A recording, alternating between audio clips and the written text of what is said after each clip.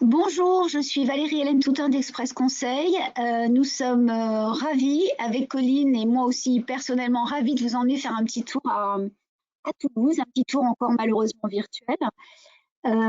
Toulouse, ce n'est pas qu'une ville, la quatrième de France quand même, mais c'est surtout une véritable destination que je qualifierais de dépaysante et pour certains même presque exotique. Il y a plein de raisons de partir en vacances à Toulouse ou de partir en long week-end à Toulouse. Euh, Premièrement, c'est une ville avec un patrimoine très très riche, que ce soit au niveau d'histoire, de la culture et de l'architecture. Quand on se promène dans les rues de Toulouse, c'est un festival de surprises. Euh, c'est vraiment une richesse incroyable. Il y a aussi la nature à Toulouse. Toulouse, il y a les bords de la Garonne, mais on n'oublie pas que Toulouse est traversée par le canal du Midi et qu'on peut le suivre en dehors du centre urbain, dans le centre urbain bien sûr, mais aussi en dehors, aller plus loin, en vélo, à pied, en bateau, et la campagne environnante est absolument magnifique. Une troisième raison d'aller à Toulouse, c'est la gastronomie. Il est impossible, mais impossible de mal manger à Toulouse. Le palais toulousain est très exigeant et il y a une véritable tradition culinaire qui ne supporte pas la médiocrité. Donc, aller à Toulouse pour manger, on ne sera pas déçu. Ensuite, un autre aspect de Toulouse qui est très important, c'est que Toulouse, c'est un voyage dans le temps entre un passé historique dont je viens de vous parler, qui est très très riche, un présent qui est foisonnant parce qu'il se passe toujours plein de trucs à Toulouse, et puis l'avenir parce que Toulouse est connue pour son expertise en aérospatiale et en aéronautique.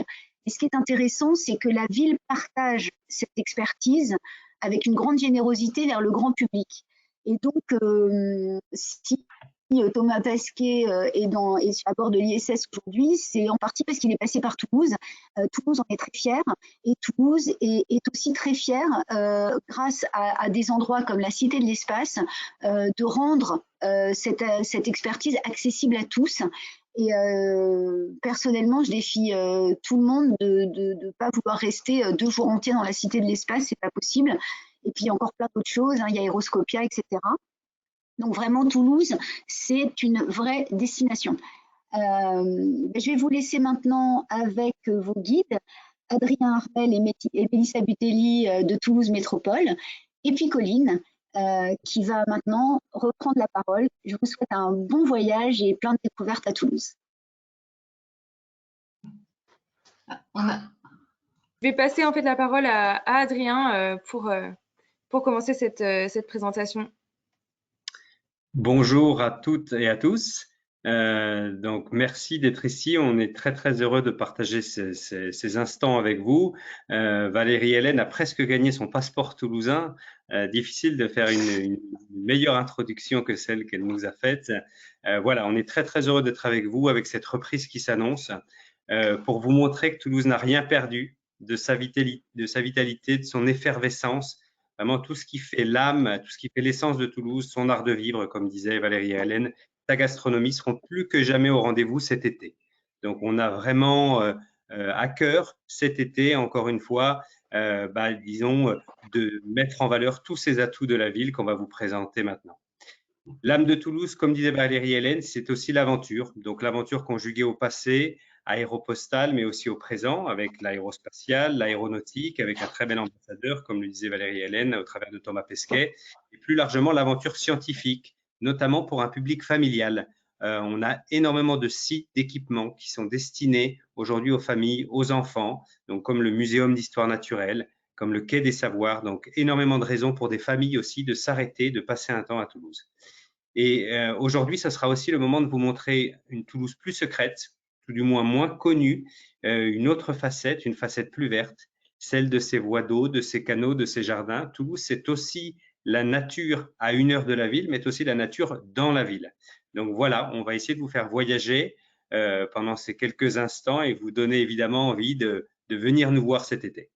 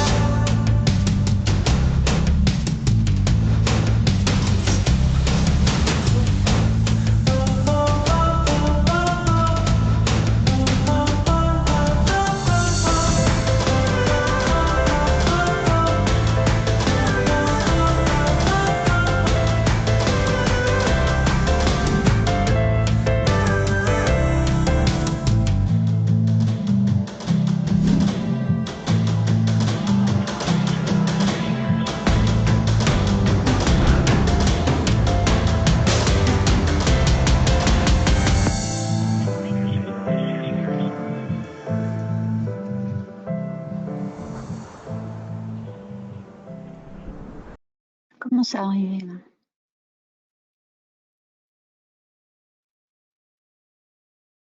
Alors, un bel aperçu de la ville de Toulouse en ces quelques images qui, j'espère, vous donneront envie, encore une fois, de venir nous rendre visite dans les prochaines semaines ou dans les prochains mois.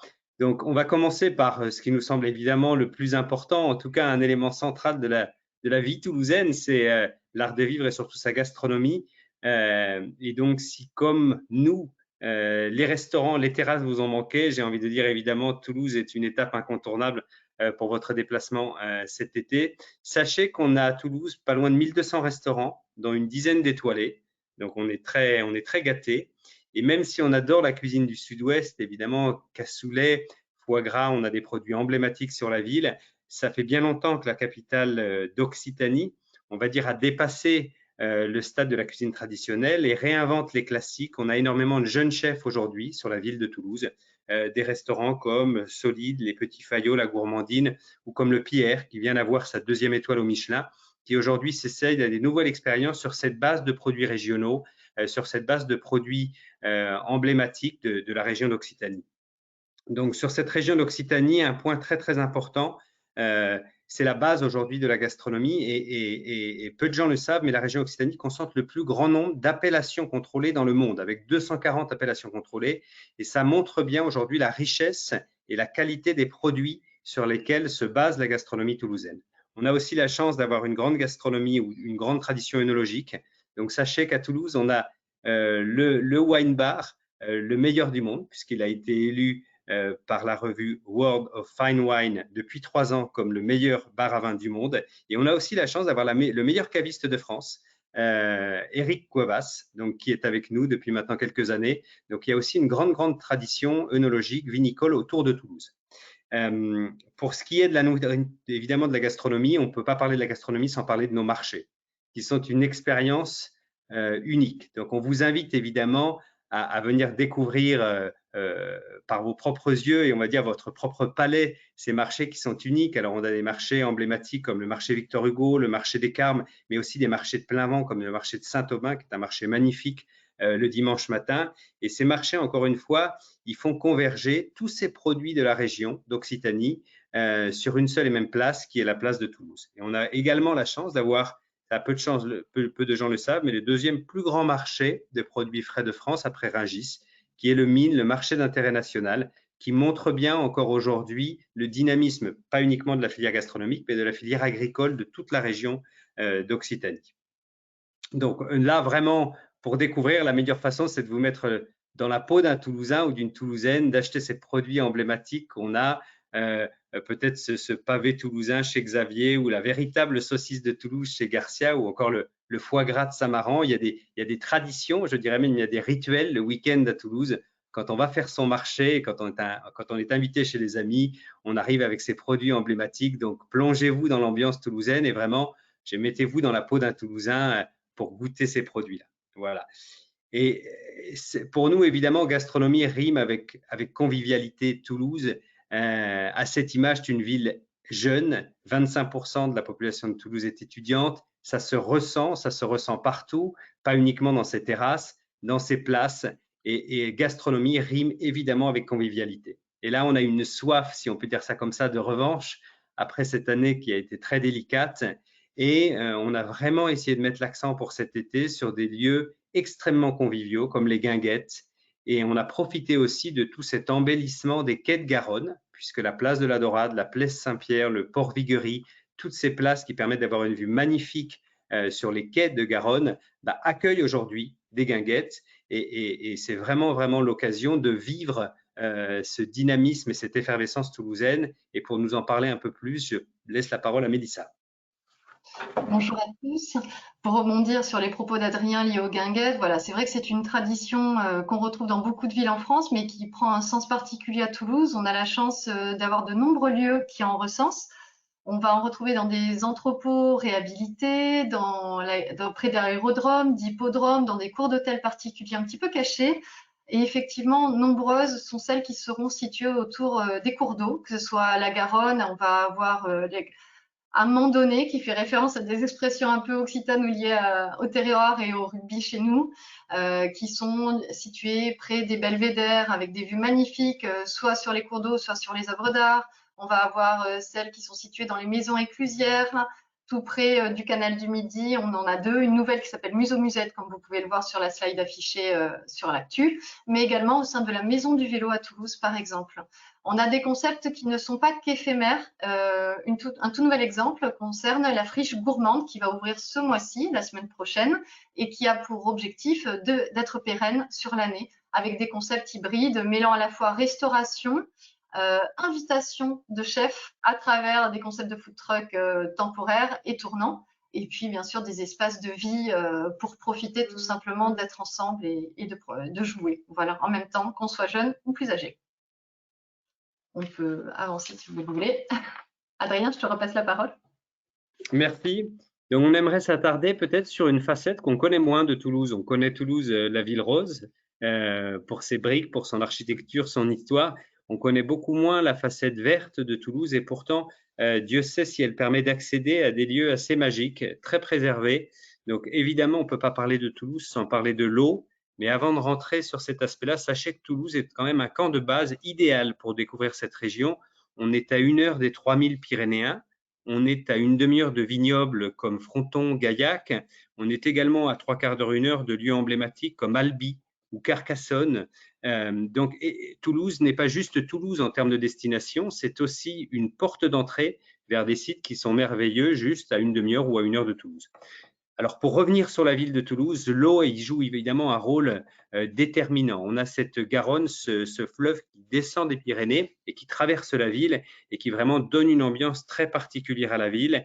Et il y a eu un travail énorme de réaliser ces dernières années par la ville de Toulouse pour justement redonner accès à ces quais de Garonne, pouvoir y vivre, pouvoir y pique-niquer, pouvoir y prendre un apéritif, pouvoir y jouer et même pouvoir y pratiquer des activités comme nous dira Gragnotta. Donc évidemment, venir à Toulouse, c'est d'abord voir ces quais de Garonne. Mais c'est évidemment aussi, quand on parle d'eau, on parle de canal du Midi. Canal du Midi, donc ce nom qui parle à beaucoup de gens, mais peut-être que vous connaissez ou que vous ne connaissez pas. Donc, le canal du Midi, c'est d'abord une prouesse du XVIIe siècle. Donc, Pierre-Paul Riquet, en 1666, ouvre le canal du Midi et réalise ce vieux rêve de joindre l'Atlantique et la Méditerranée au travers d'un canal. On a l'énorme chance d'avoir ce canal du Midi qui traverse la ville avec certains tronçons qui sont extrêmement bien préservés. Donc, ce canal du Midi, ce n'est pas juste une prouesse technique, c'est aussi un joyau en termes de paysage et l'occasion aussi d'y pratiquer des activités, le vélo, la marche, mais aussi le kayak, des activités gastronomiques, puisqu'on peut déjeuner sur une péniche sur le canal du Midi. Donc, voilà, j'ai envie de dire une étape incontournable quand on passe à Toulouse. Et puis, on a aussi des jardins à Toulouse qui sont uniques, avec parfois une touche d'exotisme. À titre d'exemple, le jardin japonais. Donc, un jardin japonais. Pourquoi un jardin japonais à Toulouse? Ça a été une idée de la collectivité, donc de reproduire des jardins avec une inspiration du palais de Kyoto, donc un endroit magique où on peut se ressourcer, se reposer, dans lequel on a des cours de yoga, des activités, des festivals de musique, et puis des jardins plus classiques mais historiques, jardins du 19e siècle, comme le Jardin Royal, le Jardin des Plantes. Jardin Royal étant original puisqu'on y trouve aussi des références à l'aéronautique. On reconnaît là, un peu caché entre les fleurs, Antoine de Saint-Exupéry et le Petit Prince. Donc, autant d'expériences à vivre juste à côté du centre-ville. Je laisse la parole peut-être à Gragnotta qui va nous dire encore mieux comment vivre cette Garonne. Oui, alors bonjour à tous, moi je suis Anaëlle de l'agence de loisirs Gragnotta. Alors déjà Gragnotta, pourquoi? C'est la grenouille en occitan. Donc on est très attaché à notre terre de Toulouse et du Sud-Ouest. Donc c'est pour ça qu'on lui fait honneur dans notre nom. Nous, on a une base de loisirs à 20 minutes de Toulouse, donc en nature, dans une réserve naturelle protégée, avec un cadre magnifique. Mais on a aussi notre base au Port Viguerie, comme en parlait Adrien tout à l'heure, avec la possibilité de faire du canoë-kayak sur la Garonne. Notre volonté, c'était de faire découvrir Toulouse de façon originale. Et donc, on propose des tours d'1 heure sur la Garonne avec des fiches explicatives sur le patrimoine toulousain. donc où vous pourrez découvrir tous les lieux insolites de Toulouse vus depuis la Garonne. Et aussi la possibilité de choisir la balade encadrée, donc avec le moniteur, pour avoir toutes les explications. On a le même fonctionnement en nature, donc sur notre base de loisirs. Donc pareil, on a du canoë-kayak avec différentes balades, des balades matin, des balades après-midi et des balades journée. Nous, on a voulu axer vraiment sur la facilité pour les clients de pouvoir naviguer. Et donc, on propose une balade en partenariat avec un de nos confrères, le canoë-kayak toulousain. Donc, les clients garent leur voiture à l'île du Ramier, donc en centre-ville de Toulouse, accessible en métro, en transport en commun, en vélo. Et on les remonte avec nos navettes jusqu'à notre base de Clermont-le-Fort et vous partez pour une balade qui dure la journée. Donc, depuis notre base jusqu'à Toulouse centre-ville, sans prendre la voiture, c'est accessible pour tout le monde. Voilà donc pour le canoë-kayak, ce qu'on propose. Et après, on a des jeux de piste pour toujours pareil, découvrir Toulouse de façon ludique. Donc, on a Enigma Vélo, que vous pouvez voir sur la première photo. C'est en partenariat avec un loueur de vélo. Donc, c'est pour découvrir Toulouse et ses sentiers à vélo. Après, on a les rallyes découvertes et les city games. Donc, ça, c'est plus en centre-ville. Les rallyes découvertes, c'est axé sur la découverte de la ville. Vous voyez des lieux insolites de Toulouse, le patrimoine toulousain sous toutes ses formes, avec des petites ruelles hyper sympas. Vous voyez toute l'architecture toulousaine, tout le patrimoine toulousain dans toute sa splendeur. Et après, le city game, c'est plus un escape game, en fait, en extérieur, où vous avez des missions à remplir dans un temps imparti. Donc, là, c'est plus un challenge, donc pour des équipes qui aiment plus l'aventure et le jeu.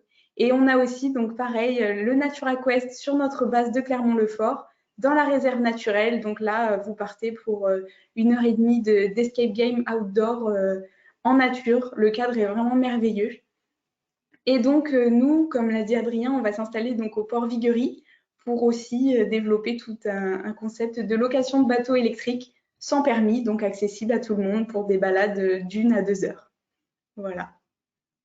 Je vais laisser la parole, je pense, à Adrien pour reprendre le flambeau.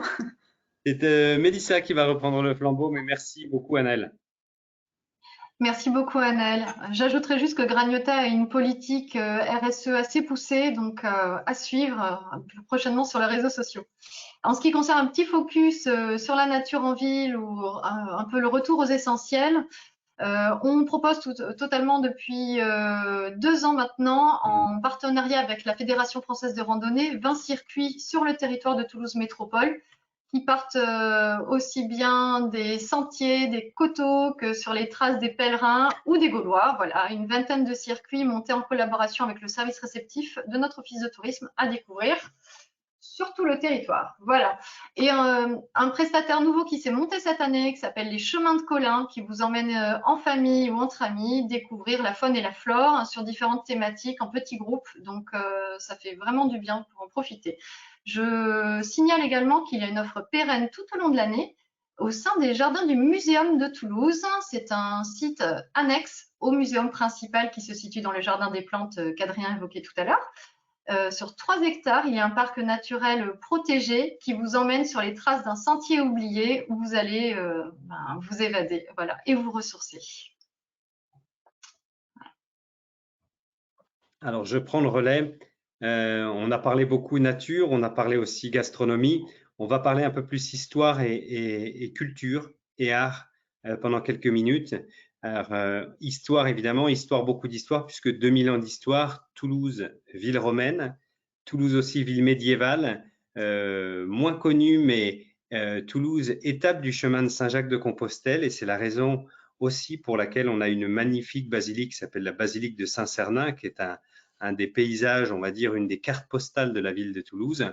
Et donc, Toulouse, c'est aussi un voyage dans l'histoire, comme disait Valérie Hélène, avec cette caractéristique, cette architecture qui est typique de la ville, cette brique qui donne cette teinte à la ville et qui donne aussi son surnom de ville rose et qui lui donne aussi cette atmosphère extrêmement chaleureuse. Donc, on a une architecture qui date à la fois du Moyen-Âge, mais aussi d'époques évidemment beaucoup plus récentes, 17e, 18e. Et je souhaiterais m'arrêter peut-être sur un élément de l'architecture toulousaine qui n'est pas la brique, mais qui est celui des hôtels particuliers. Donc les hôtels particuliers, on en est très très fiers à Toulouse. Les hôtels particuliers, c'est d'abord ce qu'on appelle des hôtels pasteliers. Pourquoi des hôtels pasteliers? Puisque Toulouse a fait sa fortune sur le commerce du pastel au XVIe siècle. Au XVIe siècle, ce commerce est à son apogée. Le pastel permet de produire la teinte bleue, la couleur bleue pour les vêtements notamment. Et les commerçants pasteliers vont rivaliser d'audace pour construire des hôtels particuliers dans un style Renaissance, d'où cette touche un peu florentine ou italienne de Toulouse qu'on peut découvrir. Donc, pourquoi est-ce qu'on en est tellement fiers? D'abord, parce qu'on a une centaine d'hôtels particuliers. Après, les pasteliers, ce sont les parlementaires qui ont pris le relais, qui ont construit des tours pour montrer leur prestige. C'est un élément extrêmement important du patrimoine et de l'architecture toulousaine qu'on peut encore découvrir aujourd'hui. Au détour d'une ruelle, souvent on voit un portail ouvert, on peut rentrer sur une cour intérieure d'un hôtel particulier. Donc, Toulouse fait partie d'une des villes en France qui possède le plus d'hôtels particuliers. Donc, vraiment, venez à Toulouse pour découvrir ce patrimoine qui est unique. Et puis, on a évidemment, là aussi, un point très, très important, c'est un nombre très important de petites places ou grandes places. Ces places sont capitales, c'est le cas de le dire, on va parler de celle du Capitole, pour se retrouver. Donc, on a évidemment hâte de se retrouver en terrasse à Toulouse, comme partout ailleurs, mais on a cette culture très, très marquée de la terrasse à Toulouse, aussi un peu influencée des Espagnols, puisque Toulouse est la ville la plus espagnole de France. On a reçu énormément de vagues d'immigration. Et quand on parle de place, on parle vraiment de la place aussi emblématique qui est la place de Capitole, ce bâtiment qui est le symbole de la ville et qui a la particularité d'abriter une mairie et un opéra dans la même enceinte. Donc ça, je pense que c'est unique en France, ce mix entre l'art et on va dire l'autorité politique. Donc une mairie et un opéra extrêmement connu, l'Orchestre national du Capitole de Toulouse. Donc là aussi, une visite à Toulouse, c'est l'occasion d'écouter de la musique, de voir des spectacles de danse qui sont très réputés. Donc voilà. Donc Toulouse, c'est ce qu'on appelle enfin un festival permanent, puisque pour vous donner une idée, rien que sur les festivals de cinéma, on a 27 festivals de cinéma, on a 70 festivals de musique à Toulouse. Donc c'est un festival qui ne s'arrête jamais, Toulouse. Voilà, donc quel que soit le moment de l'année, on va avoir des festivals sur tout type de musique, tout type d'art vivant. Donc n'hésitez pas encore une fois à venir découvrir ces nombreux festivals. Je passe la parole à Mélissa qui va nous parler un peu plus des actualités de cet été et de cette année. Alors avec la réouverture annoncée dès le 19 mai, nous aurons le plaisir de pouvoir enfin inaugurer des expositions qui se tiennent depuis décembre en attente de visiteurs. Nous avons notamment dans le quartier des Jardins planté au centre 2 sites majeurs qui constituent le Quai des Savoirs et le Muséum d'histoire naturelle de Toulouse. Le Quai des Savoirs, lui, souhaite emporter les visiteurs au sein d'un voyage artistique, sociologique et scientifique au niveau du sentiment amoureux. Tout un programme à explorer derrière avec un plateau créatif du coup et un plateau à destination des enfants. Le muséum vous invite en fait à découvrir le monde de la magie et de la sorcellerie, mais sous différents angles, plus atypiques, tout ce que ça peut représenter pour l'humain et l'environnement.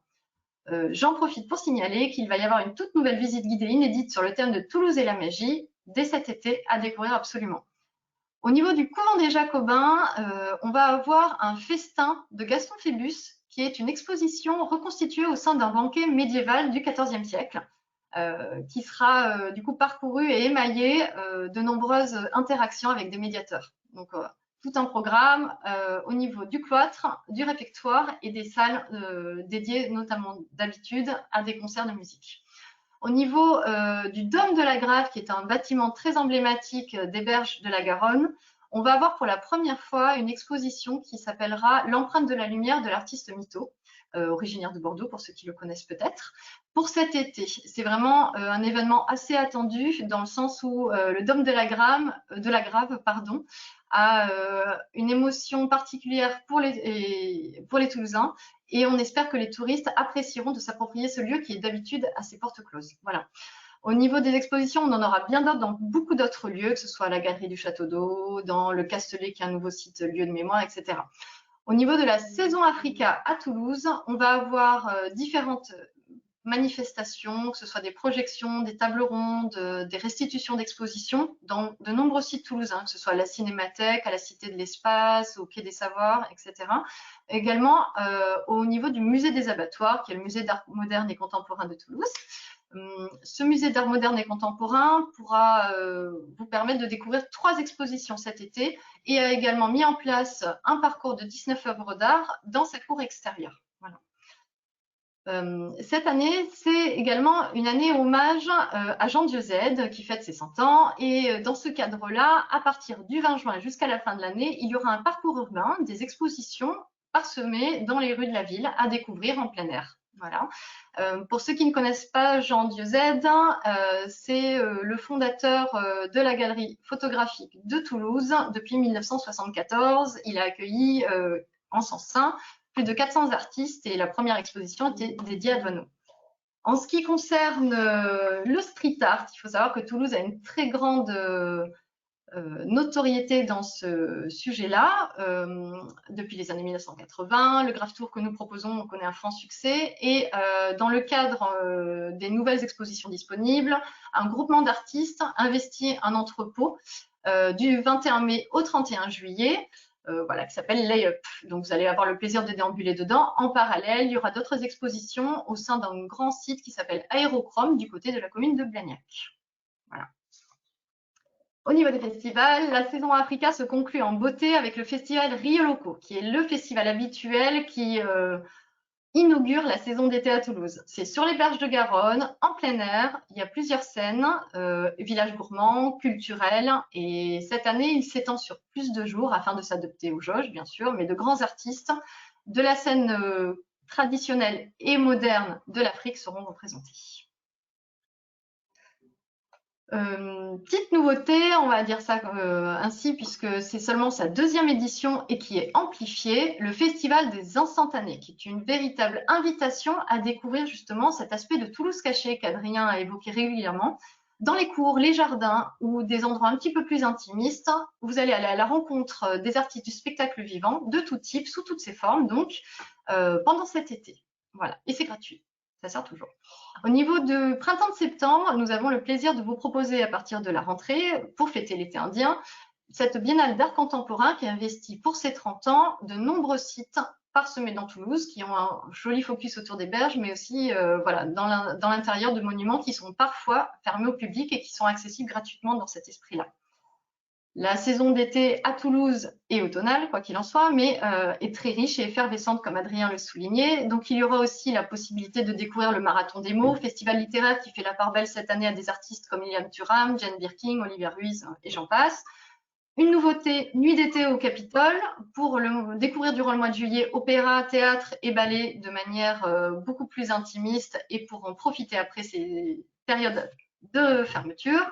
Des siestes électroniques qui sont des concerts dans des jardins et des cours, tango postal parce que Carlos Gardel est né à Toulouse et il y a cette tradition du tango mêlée à l'aéropostale qui vit particulièrement pendant l'été, des cinémas en plein air, les quartiers d'été de Toulouse-les-Orgues pour vous faire découvrir le patrimoine organistique et des lieux cachés voilà, de Toulouse, festival map de photos, voilà, j'en passe, il y en a beaucoup à citer, on pourra toujours vous fournir plus d'informations. Toulouse, ce n'est pas que de la culture aussi, c'est le sens de l'aventure. Les pionniers d'hier et d'aujourd'hui, les explorateurs à suivre. Donc, dans cet esprit-là, on a effectivement le muséum et le Quai des Savoirs. J'évoquais le muséum par rapport à son exposition, c'est que le Quai des Savoirs. Le muséum, c'est le 2e muséum d'histoire naturelle de France après celui de Paris en termes de collection. Il est forcément une étape idéale pour les familles. Et le Quai des Savoirs est juste à côté, c'est dans cette tradition de partage et de vulgarisation de la culture scientifique qu'il a été créé en 2015. Donc, on vous invite vraiment à les découvrir. C'est des équipements qui sont vraiment atypiques et particuliers à Toulouse. En complément, en 2018, je ne sais pas si vous saviez qu'avait ouvert sur le cadre de la piste des géants la halle de la machine. Il y a ce site de la machine qui est issu de l'imaginaire de François de la Rosière qui a créé spécifiquement à cette occasion le fameux Minotaure de Toulouse. On joue sur les mots d'un conte lié au mythe d'Ariane. Voilà, le fil d'Ariane qui est une tradition liée à l'aéronautique et au spatial chez nous. Et on invite les Toulousains et les visiteurs à se rendre compte, voilà, pardon, de la richesse des machines de scène, de rue circassiennes, des manipulations à avoir. Voilà, il y a tout un programme cet été à découvrir de concerts et de médiations. À côté de la halle de la machine, à quelques mètres seulement, se situe l'envol des pionniers. Et pour vous en parler, je laisse la parole à Jean-Baptiste Desbois, directeur de la SAMExcel, qui regroupe la Cité de l'Espace et l'envol des pionniers. Jean-Baptiste. Oui, merci Mélissa. Alors effectivement, bonjour à tous et à toutes, je vais vous emmener un petit peu dans le ciel. Alors je vais dire dans les ciels, pour le mettre au pluriel, parce que Toulouse est une terre de ciel, capitale mondiale de l'aéronautique, vous le savez, mais aussi capitale européenne du spatial. Alors, d'où est-ce que cela vient? Parce que vous avez dit tout à l'heure que nous étions généreux vis-à-vis du ciel, vis-à-vis du public. Eh bien, je vais vous emmener, pour juste commencer à reciter un petit peu cette histoire, quelques centaines en arrière. Nous sommes à la fin de la Première Guerre mondiale et Pierre-Georges Latécoère crée à Toulouse une des toutes premières lignes au monde de transport de courrier par voie aérienne. Cette ligne, vous la connaissez, elle s'appelait par ligne Latécoère, mais surtout, elle était popularisée par son nom aéropostal, où on travaillait là, les gens comme Guillaumet, Mermoz, Saint-Exupéry, pour prendre quelques noms parmi les plus illustres.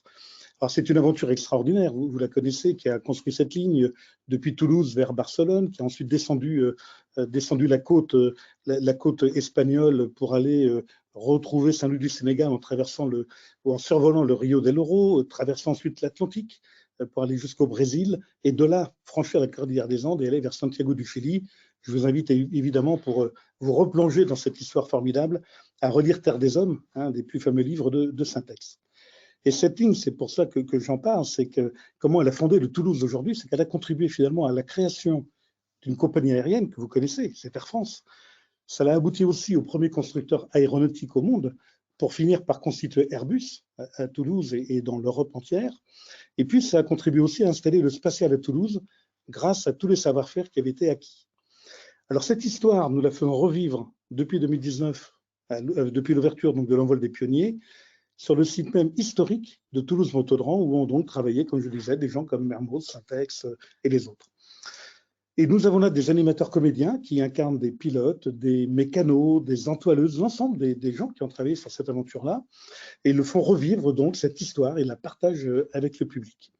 Alors cette année en particulier, nous mettons en exergue Saint-Exupéry. Ce sont les 75 ans de l'édition française du Petit Prince. Et nous avons donc une très belle exposition, Antoine de Saint-Exupéry, un petit prince parmi les hommes, qui est en l'occurrence une des 2 expos officielles de l'année Petit Prince. Voilà, c'est en gros une visite sur l'envol des pionniers d'une demi-journée. Et puis, bien sûr, pendant l'été, nous organisons, bien sûr, enfin, c'est noté sur l'écran, nous organisons des cinémas de plein air sur ce thème. Voilà pour un petit peu cette première partie de la naissance de l'aéronautique à Toulouse. Et pour continuer dans la tradition plus contemporaine, en parallèle de l'envol des pionniers, on invite les visiteurs à découvrir le musée de l'aéronautique nommé Aéroscopia, qui a été inauguré en 2015 et qui permet par exemple de monter à bord d'avions de légende comme le Super Guppy, la Caravelle, le Concorde, et qui a étoffé son offre en doublant la surface de son musée l'année dernière avec le Tarmac Nord, qui inclut notamment le fameux A380. Vous êtes invité à monter à bord, à vous installer au cockpit par exemple. Et cet été, Aéroscopia aura le bonheur de vous proposer de prolonger votre découverte à travers une guinguette qui sera disponible dès 17h tous les soirs et vous permettra d'admirer les avions et de profiter de petits concerts. Juste à côté d'Aéroscopia, excuse-moi Colline, il y a les Ailes Anciennes, qui est une association de passionnés qui est dans la transmission, le partage de leur passion et qui également met à disposition une partie de ses collections, par exemple Aéroscopia ou d'autres événements. Voilà. Jean-Baptiste, je te repasse la parole parce que de la conquête du ciel à la conquête de l'espace, il n'y a qu'un pas. Oui, effectivement. Donc, la Cité de l'Espace, c'est la 4e brique de ce parcours aéronautique et spatial. La Cité de l'Espace, c'est le plus grand site en Europe pour parler du spatial avec le grand public, 400 000 visiteurs par an. Nous nous appuyons sur le CNES, l'Agence spatiale française, mais aussi l'Agence spatiale européenne, de nombreux partenaires spatiaux, industriels, chercheurs, scientifiques et autres, pour être toujours au plus proche de l'actualité spatiale et de l'avancée des connaissances. Et puis en même temps, nous cherchons et nous sommes très accessibles à tous les publics, de tous les âges, de tous les niveaux de connaissances ou de formation initiale. Donc c'est une sortie familiale sur une journée, voire 2 journées, comme c'était dit en introduction tout à l'heure. Et pour revenir à la Cité d'Espace, de cette manière, il suffit d'être curieux, d'avoir envie de comprendre comment on va dans l'espace, quels sont les usages de l'espace pour nous les terriens. Pensez aux télécoms, la météo, le climat, la géolocalisation, la télémédecine, etc. Aussi ce que l'on y cherche, quel est aussi cet univers qui nous entoure. Et tout ça, nous le présentons avec des objets extraordinaires comme, si je prends quelques exemples, une pierre de lune ramenée par Apollo 15 en 1971, ou encore une vraie station Mir dans laquelle le public peut rentrer, ou encore des spectacles dans la salle IMAX, des planétariums, des animations interactives, de l'immersion, des expositions. Et puis, nous nous appuyons beaucoup, évidemment, sur l'actualité spatiale, et elle est très riche cette année, notamment sur 2 sujets majeurs dont vous avez largement entendu parler depuis le début de l'année. D'un côté, Mars. Mars, vous savez que le rover Perseverance s'est posé sur Mars le 18 février, suivi bientôt, en l'occurrence, par une mission chinoise qui va se poser dans les jours qui viennent ou les semaines qui viennent. Et nos animateurs vous présentent au public de manière extrêmement interactive, parce qu'en juin, les phénomènes de Mars, son atmosphère, son sol, son évolution passée, les enjeux des missions martiennes actuelles. Et nous construisons, alors ce sera ouvert cet automne, nous construisons actuellement un cratère martien dans lequel nos animateurs feront évoluer ensuite ces rovers, Persévérance et Tianwen, devant le public. Alors, la grande question qu'on aimera partager avec le public dans les semaines et mois à venir, est-ce que nous on va trouver évidemment des traces de vie sur Mars? Je peux vous garantir que ce jour-là, ce sera une véritable révolution copernicienne. On y est peut-être bientôt. Alors, le deuxième point, c'est évidemment la mission Alpha. La mission Alpha, donc la mission de Thomas Pesquet, qui est partie donc vers la station spatiale le 23 avril. Nous avons donc créé là aussi avec l'Agence spatiale française et européenne, donc l'ESA, une sorte de centre de contrôle de cette mission dans lequel le public peut suivre en temps réel les activités de Thomas Pesquet dans la station spatiale, suivre la station, en voir des images en temps réel, découvrir les expériences scientifiques menées par Thomas, découvrir les équipes qui sont derrière lui. Un astronaute n'est jamais seul, évidemment, c'est toute une équipe derrière, des scientifiques, des ingénieurs, des logisticiens, des techniciens, des administratifs, etc. Et puis tout au long de l'année, on va aussi irriguer auprès du public grâce à des cafés alpha, des rencontres avec des experts, des utilisateurs de cette mission. Et puis pour finir, des nocturnes estivales extrêmement appréciées seront et bien sûr thématisées autour de la mission Alpha. Donc voilà le voyage dans le ciel que l'on vous propose à travers l'envol des pionniers, Aéroscopia, les ailes anciennes et la Cité de l'espace. Je laisse la parole à Mélissa ou Adrien pour continuer. Merci beaucoup Jean-Baptiste. Donc maintenant, pour survoler une partie minime de l'offre toulousaine, on vous a proposé un petit city guide voilà, qui va vous permettre d'avoir quelques idées. Sachez que bien sûr, on sera toujours à votre disposition pour vous en fournir nettement plus et personnaliser voilà, vos recommandations selon nos recommandations selon vos attentes. Alors, en dormir, il y a de toute façon de multiples possibilités à Toulouse. Il y a du coup des boutiques hôtels, des hôtels chics. On vous a sélectionné le 5 étoiles le plus connu de Toulouse qui s'appelle la Cour des Consuls, qui est dans un hôtel particulier avec plusieurs cours. Un hôtel qui dispose également d'un spa utilisant les produits graines de pastel typiques de notre terroir. Également un restaurant, le Cénacle, qui a obtenu sa première étoile il y a 1 an et a des tarifs très accessibles. Le grand balcon situé sur la place du Capitole, en référence à l'épopée mythique des pionniers de l'aéropostale, et la fameuse chambre Antoine de Saint-Exupéry que vous pouvez louer, la numéro 32. Aux côtés des hôtels trendy, récemment ouverts, on va parler par exemple de la Villa du Thor, qui est près de la basilique Saint-Cernin et qui a une thématique autour du street art, qui dispose également d'un restaurant, le 62, axé sur le monde artistique régional et national. Le Mama Shelter, en plein cœur également de Toulouse, avec un rooftop, cinéma, espace de détente, sportif ou pétanque tout simplement.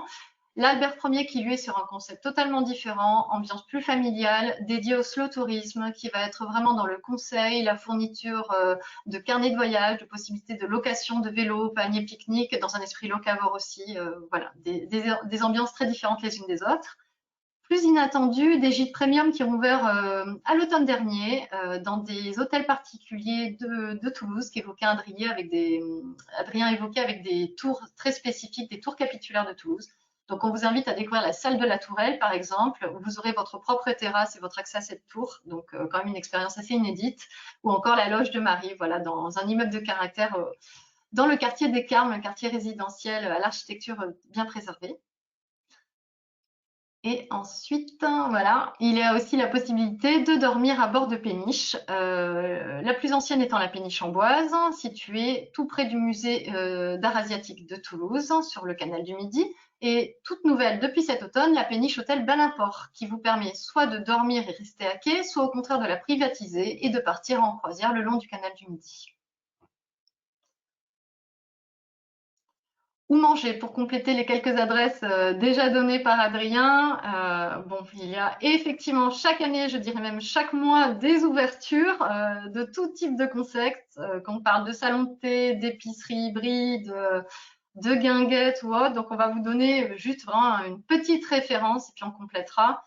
Donc, parmi les douceurs légendaires par rapport à des références un petit peu traditionnelles pour bien faire son marché, on peut évoquer Bello et Angeli, des artisans chocolatiers glaciers très réputés de la ville et qui ont eu l'intelligence de mettre à profit les saveurs de Toulouse et d'Occitanie dans des gammes de chocolat ou de glace assez spécifiques.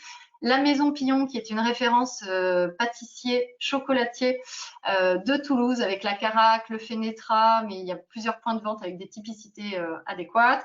Vous pouvez également trouver tout ce qui va être lié aux produits de la Violette à la Maison de la Violette sur la péniche sur le canal du Midi. Vous avez également des pâtisseries où il y a des revisites de classiques avec par exemple la pâtisserie Saint-Diane de l'ancien chef étoilé Yannick Delpech, des créations en lien avec des chefs étoilés sous forme de collection haute couture avec par exemple la pâtisserie Émilie.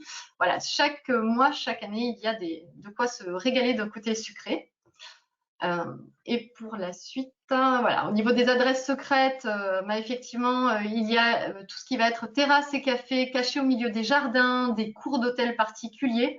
Par exemple, le Moai, qui est vraiment une bulle gastronomique, mais à petit prix, à côté du muséum et au sein du Jardin des Plantes. Le rooftop Mabiche sur le toit, qui est un des plus connus et qui est lié à Michel Saran. Voilà, on ne le présente plus désormais.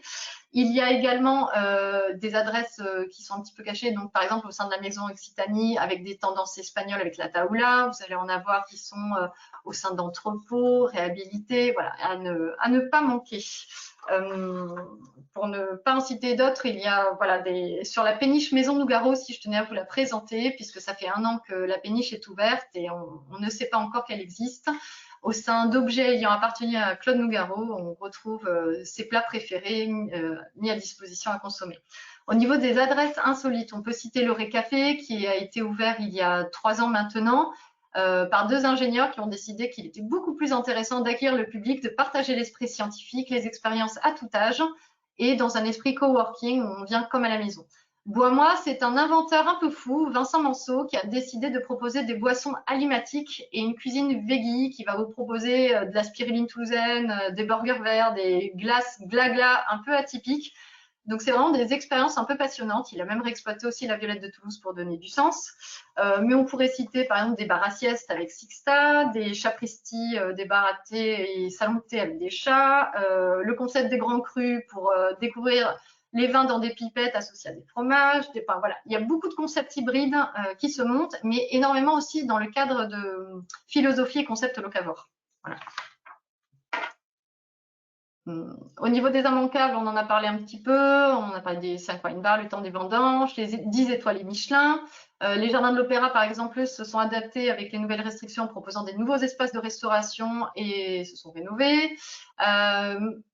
Forcément, la tendance tapas est très importante, donc on va les retrouver à la fois version espagnole et la version revisitée régionale à travers Monsieur Georges, Las Tapas Locas.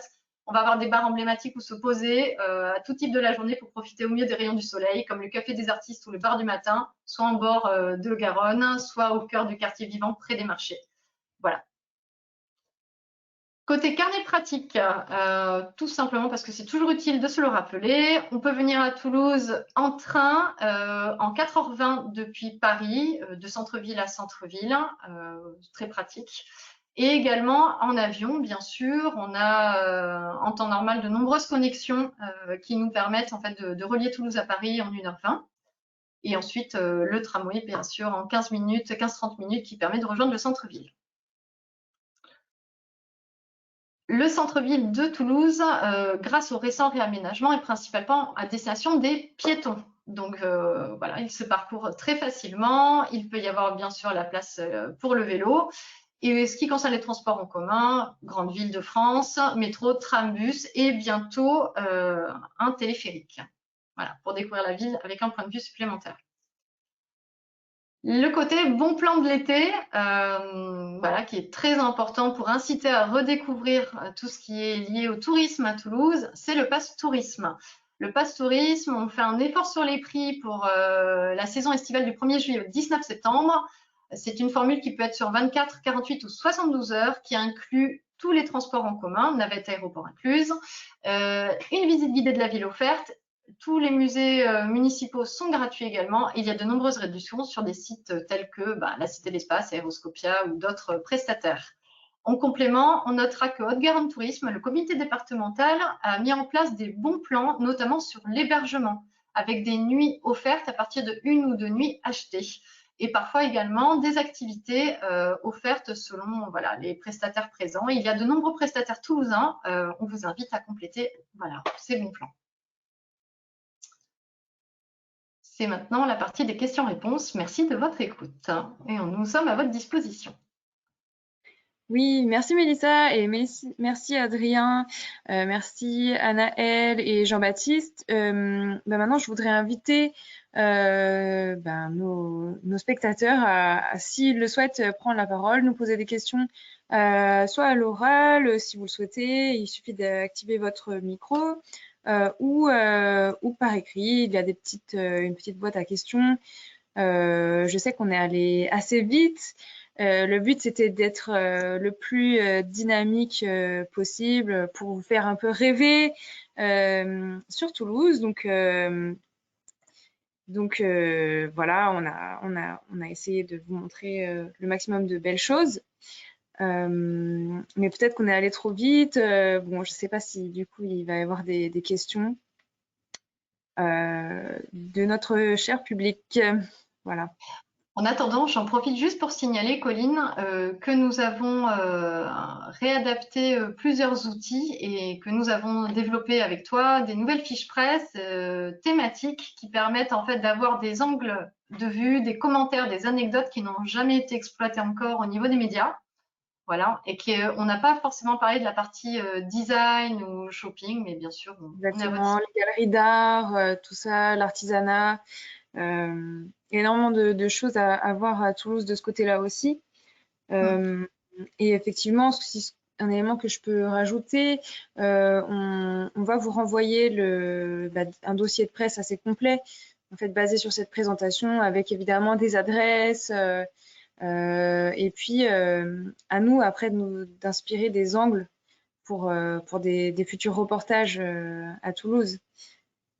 Voilà, en vrai cette fois.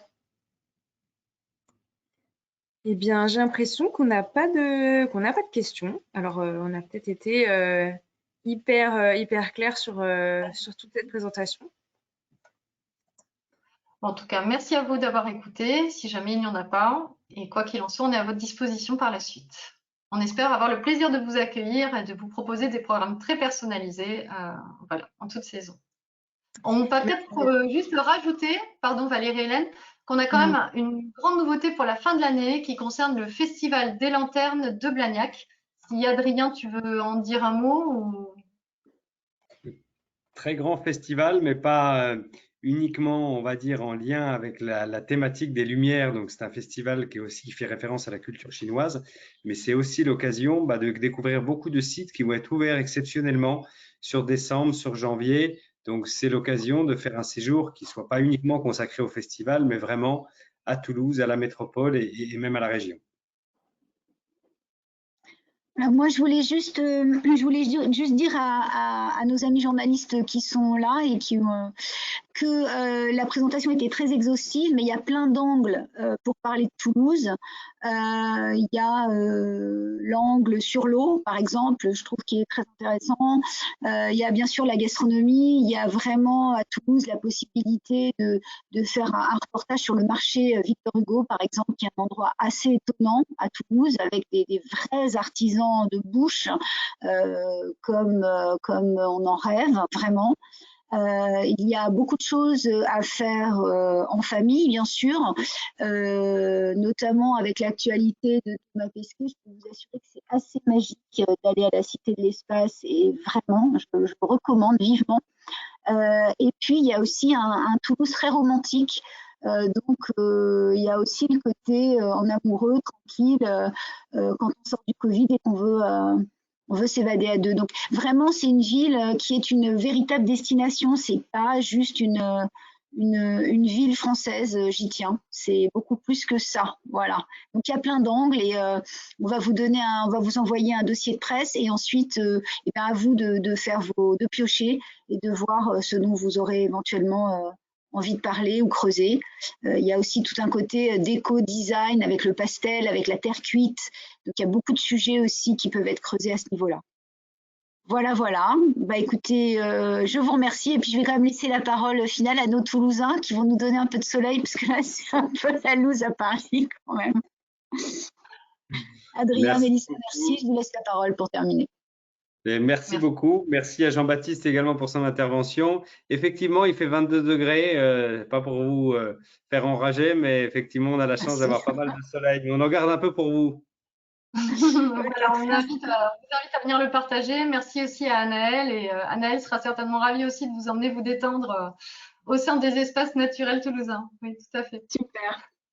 Merci beaucoup en tout cas. Merci à tous. À bientôt. À bientôt.